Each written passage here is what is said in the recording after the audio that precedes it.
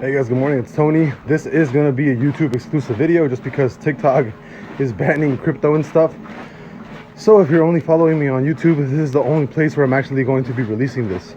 Recently what I've been noticing in the Ethereum chart is that it's actually been, I think it's starting to lead, which is the weird part, right? It's weird to say that Ethereum is actually leading the crypto market now. What usually happens is Bitcoin actually leads. Bitcoin is the one to usually lead the crypto market the last couple of cycles, right? But as of right now, it does look like Ethereum might actually start to lead. And the reason I say this is because it looks like out of every other crypto, Ethereum looks like it's actually going to be closing a bullish week right now. And the only reason I'm inclined to actually do anything about it is because recently, on recent run-ups, Ethereum tends to only create, there's only been one instance, right? In the drop back from March 2018, it dropped for the month and kept running down, right? Every single other instance in Ethereum's life, it's only ever created one bear monthly point, and it's either traded sideways or it's rallied from there. And I think it might be doing the same thing right now. I think it's only creating one monthly bear point, and it might actually start running from here. So again, I don't know if this actually might be true, but all signs point to the upside for Ethereum. That's why I actually just bought $1,000 of Ethereum. I bought another like $500 of Ethereum Classic. I want to see what happens on close Sunday, because it looks like we might actually close bullish for Ethereum. And the thing is, Bitcoin is somewhere around this area. If I had to compare, Bitcoin's right here. Ethereum would be somewhere close to the highs of, like, if BTC was like 36, 37, almost 38K. So if we had to compare, those would be the kind of levels where I think we would be at right now. And the thing is, again, last time we closed a bullish week for Ethereum, what did we rallied from? What?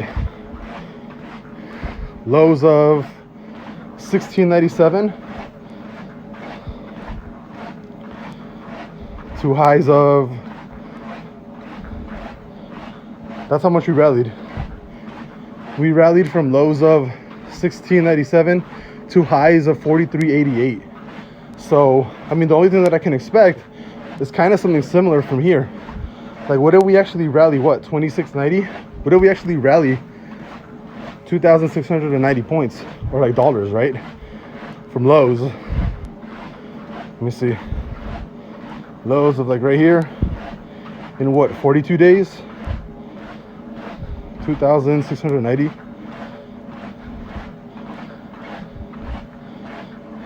Like around there.